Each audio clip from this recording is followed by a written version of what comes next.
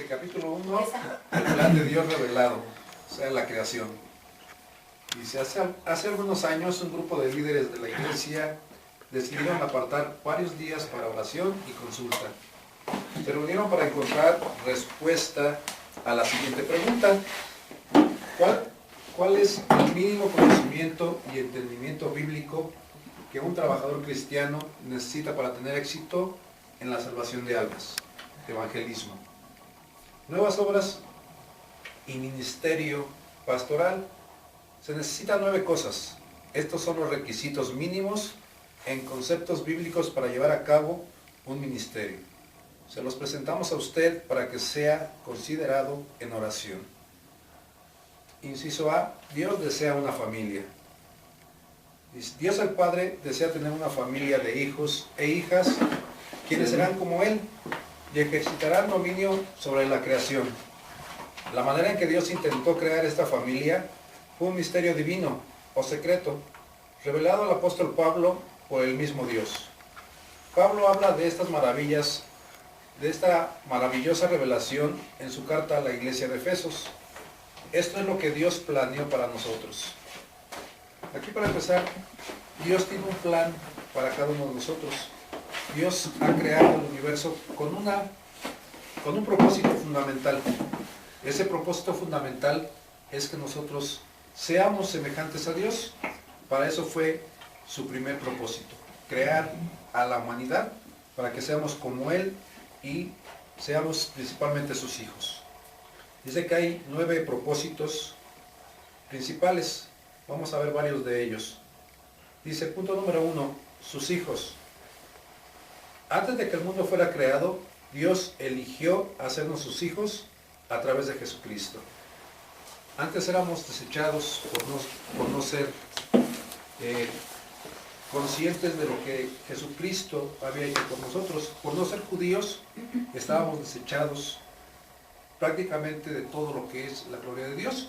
Y por medio de Jesucristo Él vino a unir a tanto judíos como no judíos para crear esa nueva familia que quiere Dios que seamos en Él. Entonces vamos a ser sus hijos a través de Jesucristo. El punto número 2, unidos. Planeó que todas las cosas en el cielo y en la tierra quedaran unidos bajo su poder. Punto 3, un cuerpo. Dios se propuso hacer esto, cuando a Cristo lo hizo cabeza de la iglesia, que es el cuerpo de Cristo. Punto 4, un pueblo. En este cuerpo, tanto judíos como los no judíos han venido a ser un pueblo, porque a través de Cristo todos pueden acudir libremente al Padre mediante el mismo Espíritu. Dentro de lo que es la Biblia nos indica que Cristo es la cabeza de la iglesia y nosotros somos el cuerpo. Todos aquellos que creen libremente en Jesucristo y lo aceptan como su Señor y Salvador, vienen a ser parte de esa iglesia que Jesucristo vino a formar con todas las personas, que aquí ya no va a haber ni judíos, ni griegos, ni personas gentiles, sino que todos vamos a ser hermanos mediante Jesucristo. Vamos a ser el pueblo escogido por Dios mediante la sangre y el sacrificio que hizo Jesucristo en la cruz por cada uno de nosotros. Y tenemos aquí varias citas: Efesios 1:5, 10, 22, 23, 2, 14 al 16 y al 18. Dice, la palabra para iglesia en el Nuevo Testamento en griego es eclesia. Se refiere a todos los que han sido llamados para salir fuera del mundo, para convertirse en miembros de la familia de nuestro Padre Celestial. El mismo Espíritu que bautiza o nos coloca en el cuerpo de Cristo, también engendra o nos lleva a la familia y al reino de Dios. Muchas veces decimos que cómo vamos a llegar a Dios si no hacen iglesias que no creen en Jesucristo y piensan que es el camino para llegar a ser la verdadera familia de Dios. Muchas veces dicen que Jesús no existe, que Dios no existe. ¿Por qué? Porque no han tenido un contacto directo con lo que es esta familia. Dice, inciso B, Dios revela su propósito. Punto número 1, revelación. más allá de la ciencia y de la filosofía. ¿Cómo podemos entender el propósito de Dios para nosotros en su plan? El propósito divino es celestial, eterno y espiritual. Como pecadores humanos sin el Espíritu de Dios, no podemos conocer la mente de Dios, ni el método científico de los sentidos, ni el método filosófico de la razón puede llevarnos a Dios. 1 Corintios 1:21. ¿Quién lo lee ese? 1 Corintios 1:21.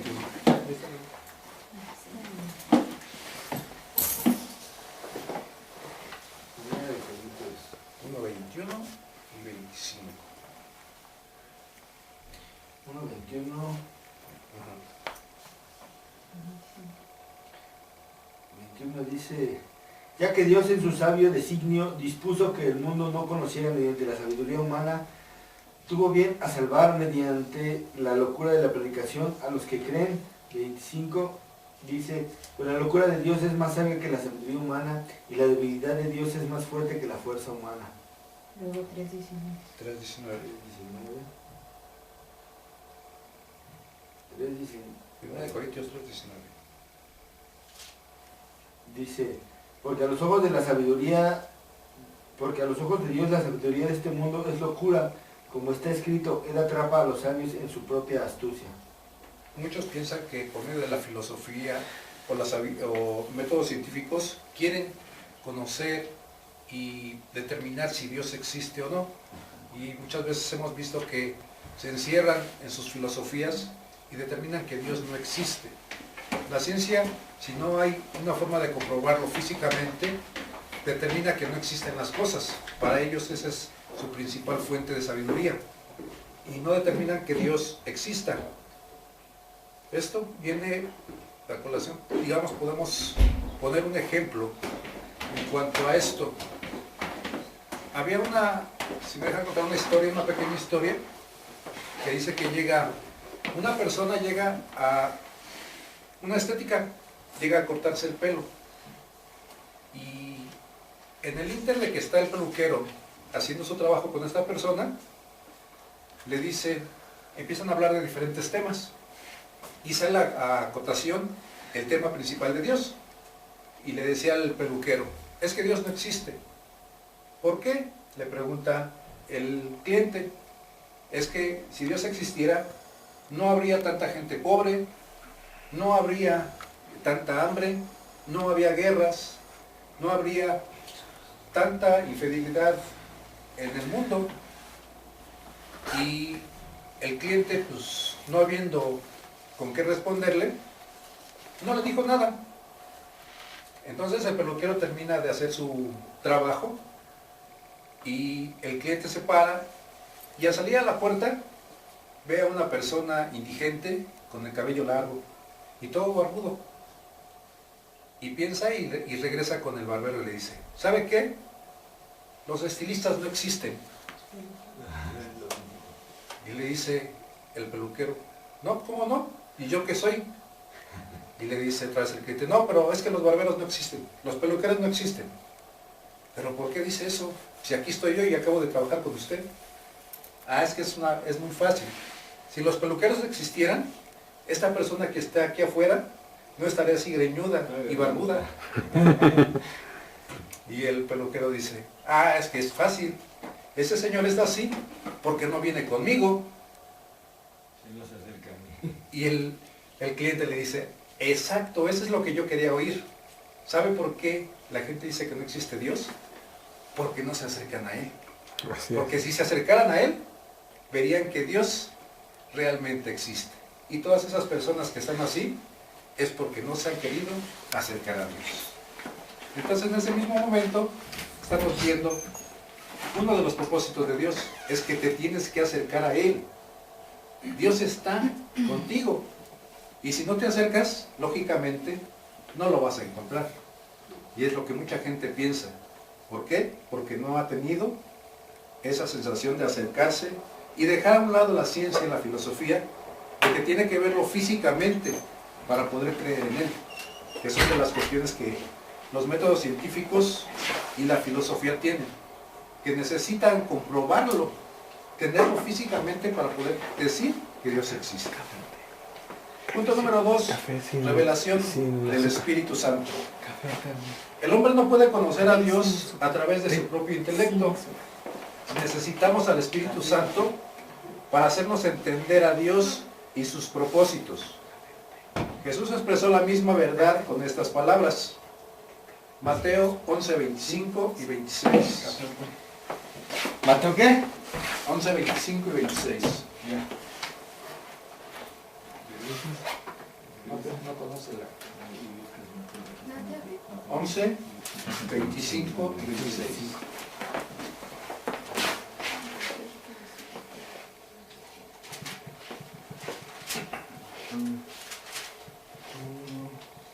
Dos, tres. Uno sin azúcar. Sí, por favor. Dice, en aquel tiempo respondió Jesús y dijo, te alabo Padre, Señor del cielo y de la tierra, porque escondiste estas cosas de los sabios y de los entendidos y las revelaste a los niños. 26 también. También 26. Sí, Padre, porque así te agradó. Bien. Dice, estos versículos lo dejan claro. No podemos encontrar a Dios por nuestros propios esfuerzos, ni conocerlo mediante nuestra razón solamente. Dios escogió revelarse al hombre por su Espíritu y a través de su Hijo. La revelación de Dios viene cuando tenemos el deseo de someter nuestro espíritu a su Espíritu, con una fe sencilla y similar a la de los niños. Esto quiere decir que a veces el hombre busca más de su intelecto y no nos hacemos, como dice aquí, como los niños. Los niños, si tú le dices a un niño pequeño algo, te lo cree. ¿Sí? Si tú le dices, mira, esto es así, así, así, así, él te lo va a creer. ¿Por qué? Porque tiene una mente limpia. Y Dios quiere que seamos así como ellos. Que al momento de que nos digan que existe, creamos. ¿Para qué? Para que Él pueda hacer que su Espíritu Santo venga sobre nosotros y Él nos enseñe realmente lo que quiere que aprendamos. Nosotros no vamos a escoger a Dios. Él nos escogió ya desde el principio de la creación para ser parte de su pueblo, parte de sus hijos. Dice, Pablo habla a partir de su experiencia personal. Era sabio a la manera del mundo religioso. Filipenses 3, 4 y 5.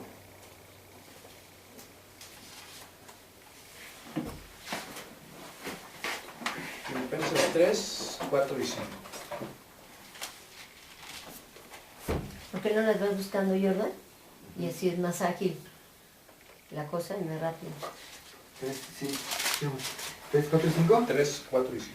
Dice, aunque yo tengo también de qué confiar en la carne, si alguno piensa que tiene de qué confiar en la carne, yo más, circuncidado al 8º día del linaje de Israel, de la tribu de Benjamín, hebreo de hebreos, en cuanto a la ley, fariseo, en cuanto al celo, perseguidor de la iglesia, en cuanto a la justicia que es por la ley, que es en la ley irreprensible.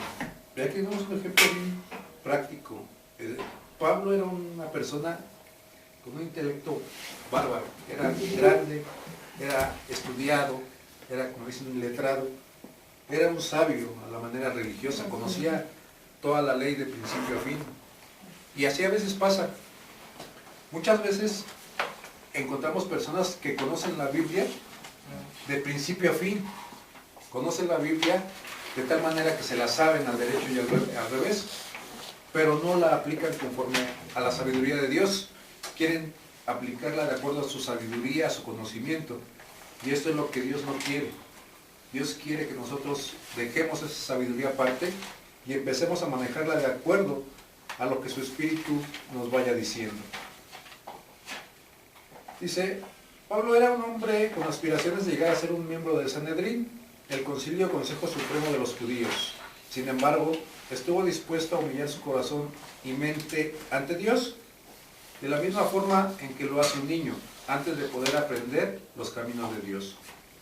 Pablo pronto ascendió más allá de los límites que tenía su mente y cuerpos terrenales. 2 Corintios 12, del 2 al 4. Conozco un hombre, si en el cuerpo no lo sé, si fuera del cuerpo no lo sé, que fue llevado al tercer cielo, en donde vio cosas que no le es permitido expresar, cosas inefables. La revelación que recibió había estado oculta en el corazón de Dios el Padre antes de que empezara el tiempo. Dios le reveló a Pablo su propósito para las edades. Desde ese momento en adelante, Pablo vio todo desde un punto de vista diferente. Era un hombre cambiado, como lo vemos claramente en los resultados de su vida, por su propia experiencia. Pablo nos enseña que necesitamos la revelación dada por el Espíritu Santo, y es la única forma que podemos saber y entender la maravillosa herencia que es nuestro en Cristo. Como lo dicen las Escrituras, en 1 Corintios 2, del 9 al 12. ¿Estás afuera? Antes bien, como está escrito, cosas que ojo no vio, ni oído yo, ni han subido en corazón de hombre, son las que Dios ha preparado para los que le aman. Pero Dios no las reveló a nosotros por el Espíritu, porque el Espíritu todo lo escudriña, aún lo profundo de Dios. ¿Hasta cuál? 2, del 9 al 12. Porque ¿quién de los hombres sabe las cosas del hombre, sino el Espíritu del hombre que esté en él? Así tampoco nadie conoció las cosas de Dios, sino el Espíritu de Dios. Y nosotros hemos recibido el Espíritu, no hemos recibido el Espíritu del mundo, sino el Espíritu que proviene de Dios, para que sepamos lo que Dios nos ha concedido. Amén. Sí, oremos que el Dios de nuestro Señor Jesucristo, el Padre de Gloria, nos dé espíritu de sabiduría y de revelación para su conocimiento. Efesios 1:17.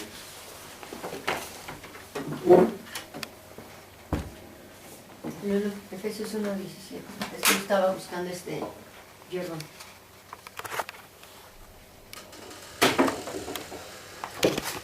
¿1:17? Sí. Efesios 1:17. Pero ese no. Son los que están en negrita. Es Efesios 1:4. Ahí lo tienes. Ahorita viene. Bueno, entonces, inciso 7. Somos parte de la familia del Padre. El cuadro del amor de Dios hacia su Hijo es una maravilla digna de ser contemplada. A partir de esta divina revelación de amor, Pablo vio la manifestación del plan de Dios para las épocas. Y maravilla de maravillas, nosotros somos parte de ese plan. La Biblia dice que Dios nos conoció desde antes que nosotros fuéramos formados. Él ya nos tenía en su plan divino. En Proverbios dice que bien vieron tus ojos, o sea que desde que nos formaron en el vientre de nuestra madre, Dios ya nos había puesto los ojos a nosotros, ya sabía que nosotros íbamos a ser parte de esa creación y de ese plan maravilloso que tiene para nuestras vidas. Punto número 1 dice, muchos hijos e hijas. Fue el gran deseo del Padre expresar con más profundidad su imagen y dominio a través de una familia de muchos hijos e hijas. Cada miembro de esta familia tenía que llegar a ser como Jesús, tanto en su vida como en su carácter. Escuche con cuidado a medida que Pablo procura poner la maravilla de este misterio en palabras.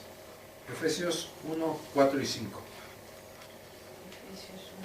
Según nos escogió en él antes de la fundación del mundo, para que fuésemos santos y sin mancha delante de él, en amor, habiéndonos predestinado para ser adoptados hijos suyos por medio de Jesucristo, según el puro afecto de su voluntad. Y Romanos 8:29.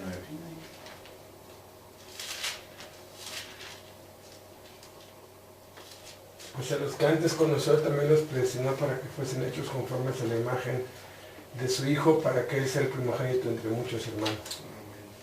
¿Sí? Porque a los que antes conoció también los predestinó para que fuesen hechos conforme a la imagen de su Hijo, para que él sea el primogénito entre muchos hermanos. Punto 2 dice la primera familia. La revelación de Pablo agrega mucho significado a la historia de la creación. Podemos ver en el relato del Génesis que el deseo de Dios de tener una familia amada, que fuera como Jesús, existía desde el principio. Génesis 1, 26 al 28. Entonces dijo Jesús, hagamos al hombre a nuestra imagen conforme a nuestra semejanza, y señoree en los peces del mar, en las aves de los cielos, en las bestias, en toda la tierra y en todo animal que se arrastra sobre la tierra. Y creó Dios al hombre a su imagen, a imagen de Dios lo creó, varón y hembra los creó. Y los bendijo Dios y les dijo, fructificad y multiplicaos, y llenad la tierra y reposadla, y señoread en los peces del mar, en las aves de los cielos, y en todas las bestias que se mueven sobre toda la Pásate tierra. para que las sillas si quieren durar, para que La veas. primera familia de la creación de Dios estuvo ahí, formada por ¿quieres? un hombre y una mujer, No, acá. con quienes tuvo una dulce comunión al fresco del día. Génesis 3:8. Génesis 3:8 dice, No, ese no, porque son los de negrilla, los que tienen pura negrita. O sea, los que están resaltados son los únicos. Dice, también formaba una familia real porque les había dado poder y autoridad de reyes. Tenían el derecho de reinar sobre toda la tierra, si la voluntad de Dios en Cristo Jesús iba a ser hecha en la tierra a través de ellos. Qué placer y qué deleite debe haber llevado esta esperanza al corazón del Padre, su Creador. No obstante, es lamentable ver cómo la sombra del mal comienza a empañar tales relaciones. La escena agradable y amorosa que describimos no duró mucho. En el interior de aquella sombra oscura yace una astuta y hermosa serpiente, y dentro de esa serpiente se mueve el espíritu del mal del mismo Satanás. Entonces Dios lo que quiere es crear una familia, que nosotros estemos realmente apegados a Él, que estemos al cuidado de Él, y que Él siempre va a estar en nuestra mente y nuestro corazón, ya que de ello va a depender nuestra vida. Esto ya es para terminar con esta primera parte.